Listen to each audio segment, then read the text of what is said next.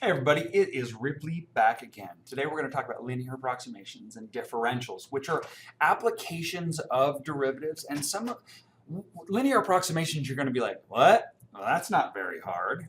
Well, let me kind of show you how this works. Let's say that I want to approximate the square root of 101. All right. Now we know this guy is going to be approximately 10, right? You agree with that?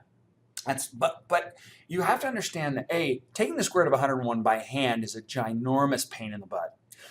Also, before they had calculators, they had to do all of this by hand. So what we're doing is we're coming up with a way to be able to use derivatives and what are called linear approximations to approximate values that would otherwise be really kind of onerous to try and do. And so let me explain what a linear approximation is. Let's take a function, any function. Let's just do, I don't know, this is a terrible function, but let's call it a function anyway. And then I'm going to hang this thing up. So let's call this a. This point right here is a comma f of a. And I can build a tangent line, right? Here's my tangent line. We know that the equation of this tangent line, well, we know that this tangent line has slope m equals f prime at a. Right? Now, if you agree, hopefully you do, and even if you don't, there's no way for you to argue with me because I'm making a video. Anyway, if you think about it, if I zoom in really, really closely on this, if I build out little open intervals around this, and I zoom in closely enough, it would be very difficult to see the difference between the curve and the line. They're going to look the same, all right? And the closer in I zoom, the more closely they resemble one another, right? So the way linear approximations work is we're like, all right, this function's hard to deal with, like a square root, for example, right? Except at perfect squares. So let's just deal with the line. So the linearization, the way that most textbooks write this is they call this L of x, which to me is absolutely ridiculous because the linearization is just the tangent line. That's all that it is. So I am gonna back off away from this linearization notation, and I'm just gonna build a line tangent. But let's do it. I'm gonna do it for this actual function last. First, I'm gonna do it for this guy. Well, what do I need for an equation of a line? Well, I need a point, a comma f of a. Think of a comma f of a, the point a comma f of a, as the anchor. It's the anchor on the function around which we build the line. I also need a slope. Remember, this is just algebra. This is pre-algebra stuff. And this guy's just going to be f prime at a. So if I wanted to build an equation of a line, I would simply say y minus, using point slope, f of a is equal to f prime of a times x minus a, right? So y is equal to f prime at a times x minus a plus f at a, right? Oh, guess what? We just built an equation of a line, which has been around for hundreds, if not thousands of years, and now guess what we're calling it? We're calling it the linearization. So L of x is equal to f prime at a times x minus a plus f of a. And ta-da! You have a linearization. I know it's ridiculous, but don't panic. When you see linearization, think tangent line. That's all it is. Now, you may think to yourself, how exactly are we going to use this thing?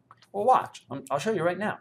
So I know that f of x in this case, is the square root of x, right? It's the function that's going to produce this. It's the function that we would use if I wanted to figure out what the square root of 101 is. Okay? So let's see. I know I'm going to anchor this thing. Where's my anchor point? Well, look at it. I know it's approximately equal to 10. So I'm going to use my anchor point, my a in this case is going to be at 100 because the square root of 100 is 10. I know that f of a is the square root of 100, which is equal to 10. Now I need to find f prime of a.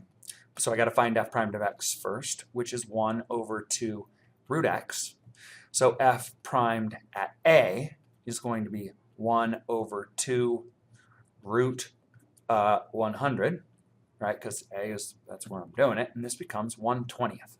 So my linearization, L of x, is just this equation of the line tangent, which is going to be 1/20th, excuse me, times x minus 100, because it's x minus a, plus f of a, which is f of 100, which is 10. Nothing to it. Now, this is my line. This is no longer this function. But now I can use my line. I know that the square root of 100, and 1, square root of 101, is equal to, well, let's say it's approximately equal to L of 101. I'm just using the tangent line. Let me show you what I'm doing here. Here's the square root of x. I know what this thing looks like. Let's call this 100.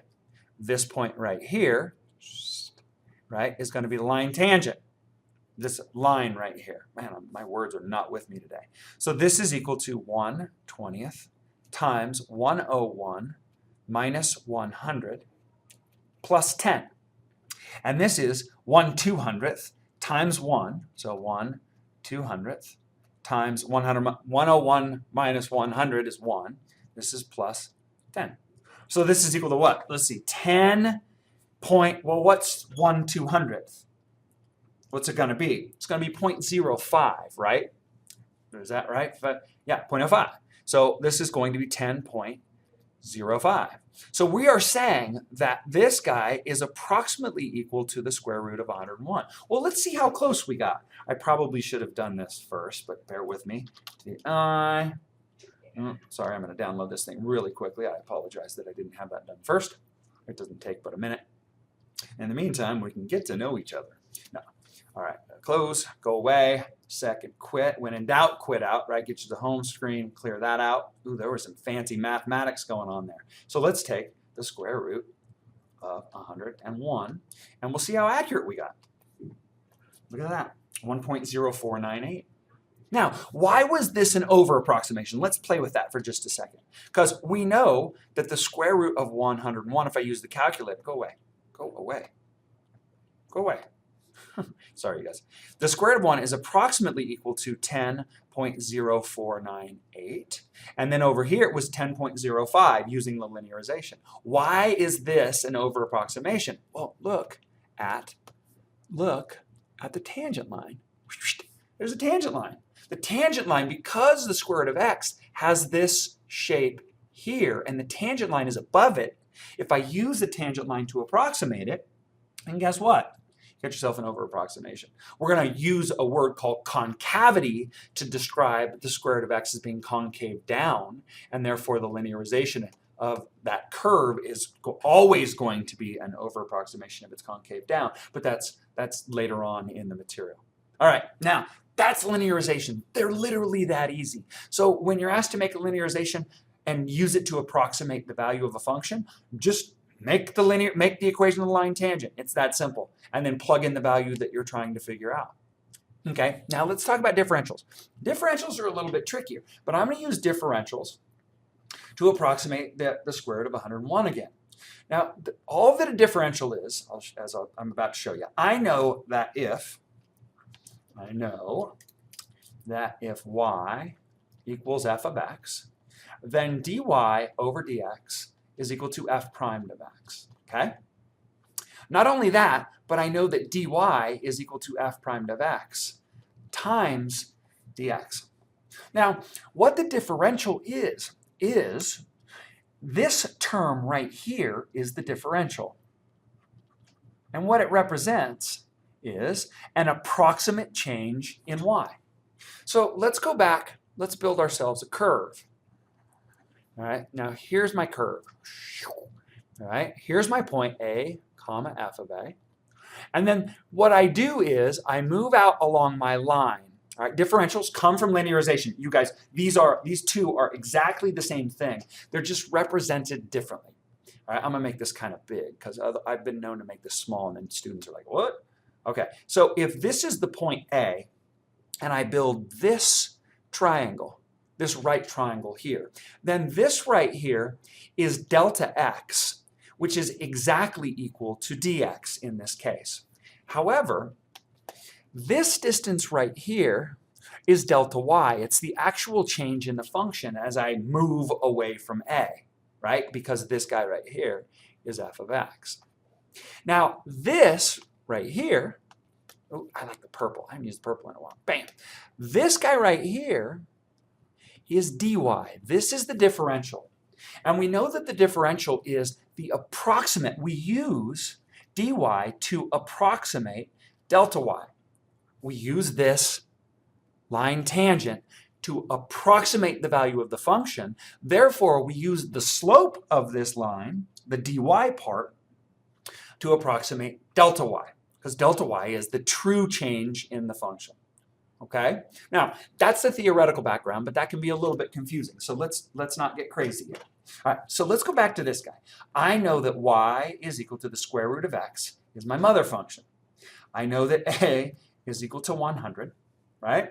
Now, I also know if a equals 100, then my change in x from 100 to 101, my my dx, which is the same thing as delta x along this horizontal guy right here, is going to equal 1.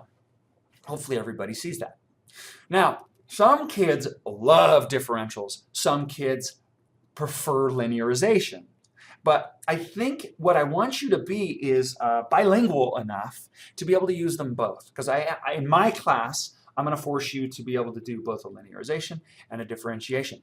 Now, the reason I like differentiation, or excuse me, differentials. Did I write differentiation here? I meant to write differential. I'm sorry, you guys. I probably said differentiation. Differential.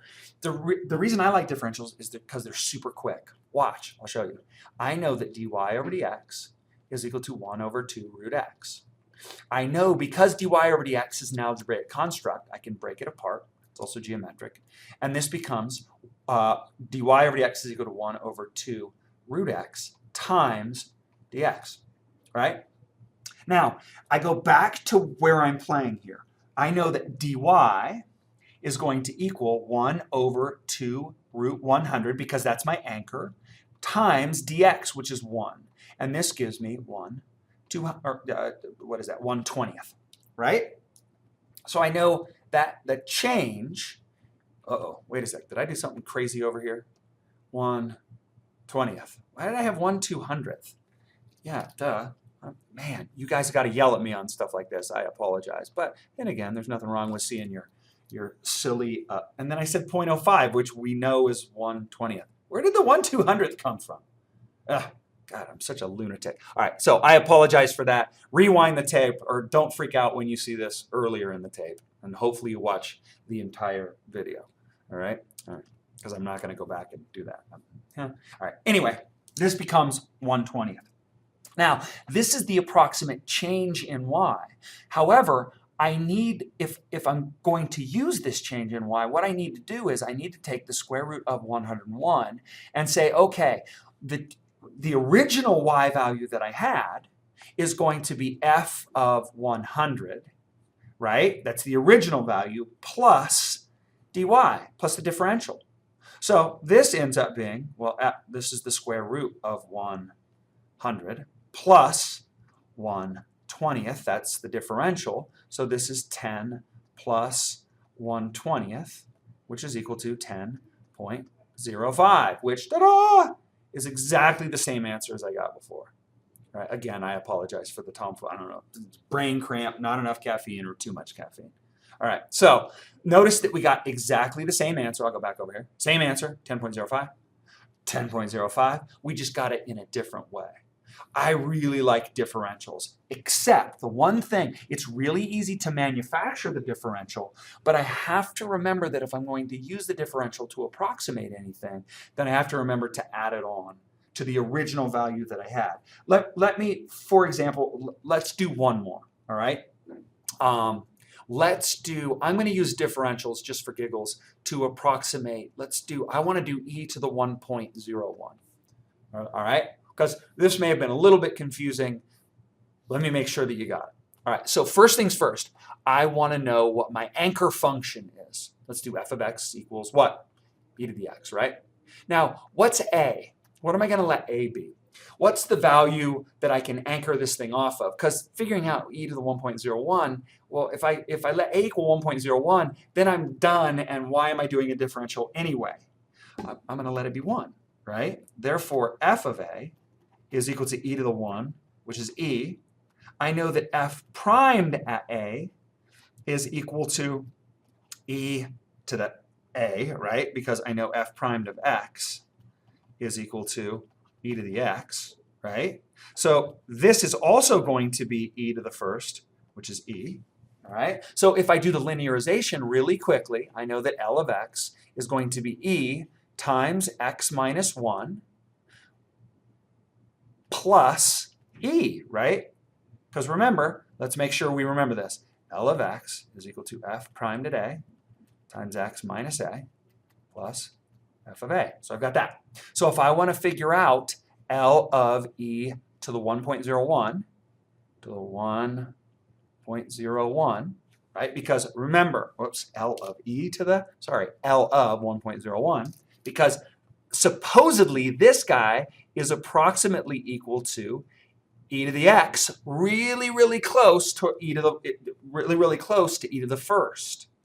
That's what we're saying. So this is going to be L of 1.01 is equal to e times 1.01 minus 1 plus e. All right? All right, so that's pretty easy. This is e times 0.01 plus e. Okay, now let's use differentials. Oh, let's use my calculator. First things first. What did I say? E, this is going to be second. E to the, what is it? E, what was it again? E to the point, or e times, so e to the first time. Whoa, what's going on here? E to the first.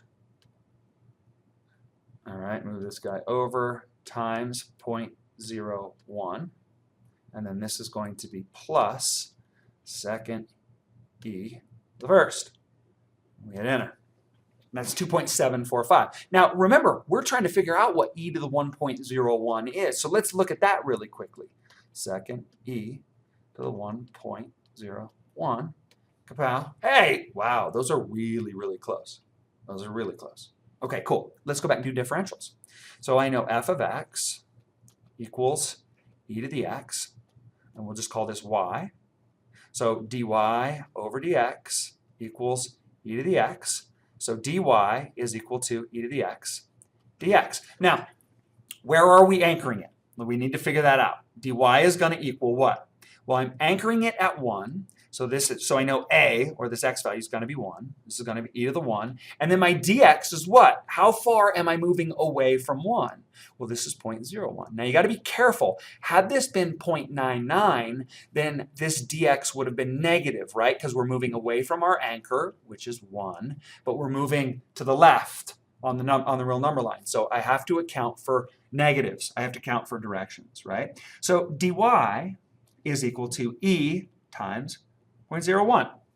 That's using differentials.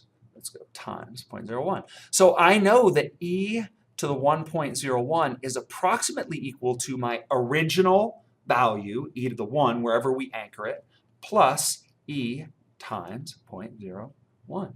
And I'm done. I got exactly the same information. Life is good.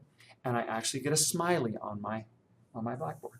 All right, cool. I hope you guys enjoyed it. It's not very difficult. I probably made it more difficult than it needed to be by virtue of my little typo over there, but I apologize for that. Yeah, differentials and linear approximations, they're a piece of cake. So have a really good day, and I'll see you in the next lesson.